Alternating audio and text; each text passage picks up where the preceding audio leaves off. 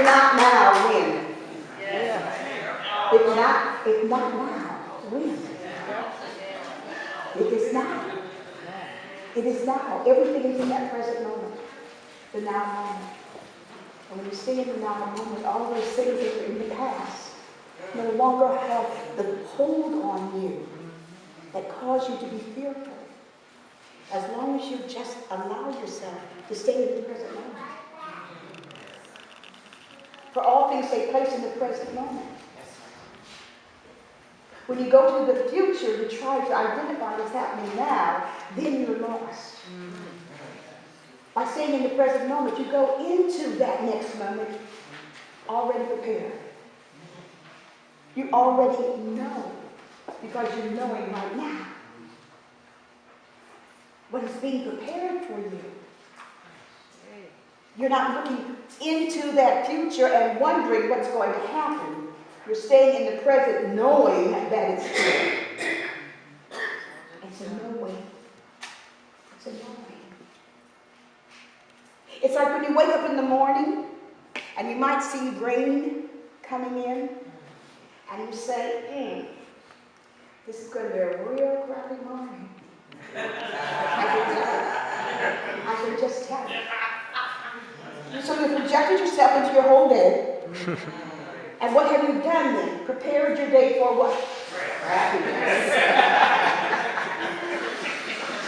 You have set your intention in that present moment, and the universe conspires to give you everything you need, so it's got to bring to you that which you set. You have set your intention. And it just flows. Easily, effortlessly. You don't have to do anything about it. But everything that happens to you that you don't like, you say, you see, I told you. And what you're going to say to yourself is, I did that to myself. That's what we're trying to step into. The awareness of what we do to ourselves. It's not anybody out there. It's not the boss when you go to work and it's a crappy day. You brought that with you. Your boss has to show up the way you want him to, her to make your day more miserable. Your boss is just doing what you requested.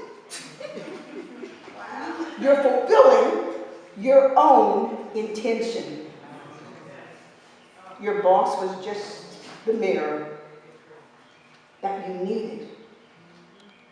Prove to yourself that I'm doing it to myself.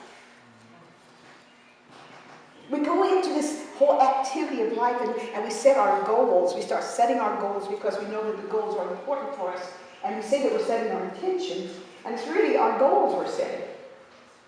We set our goals and we say, well, those goals are not being fulfilled. We're not fulfilling our goals. I had these things identified, and actually we're saying, I set my intention.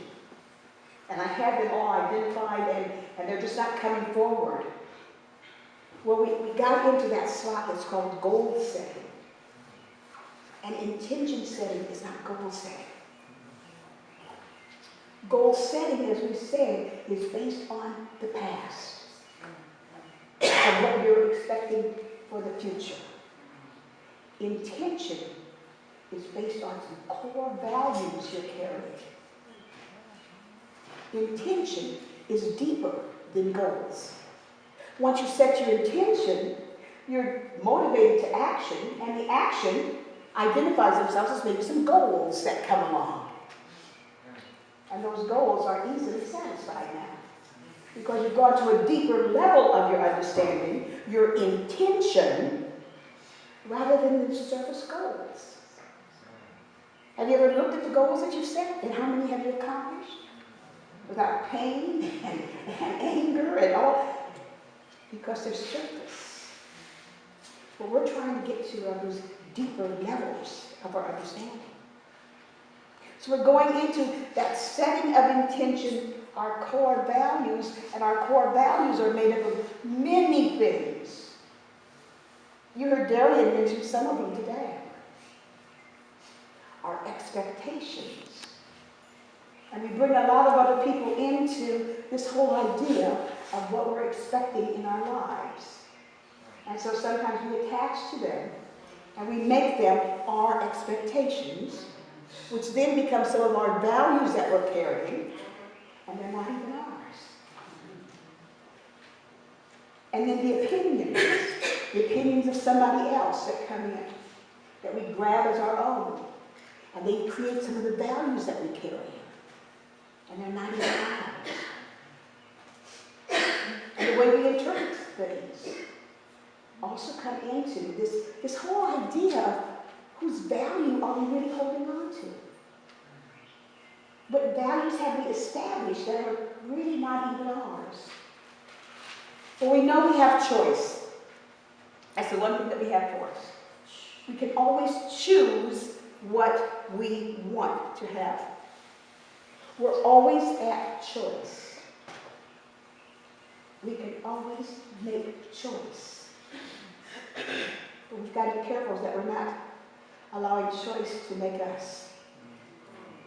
How many times have you been shopping out in the mall and you pass, what is her name, Aunt Annie or whatever, the pretzel lady, and all of a sudden you get the weight of the smell that's coming through the whole mall, and you then walk to Auntie whoever. You didn't make that choice. That choice was made by somebody else. And you followed their choice. Why do you think they have buyer's remorse?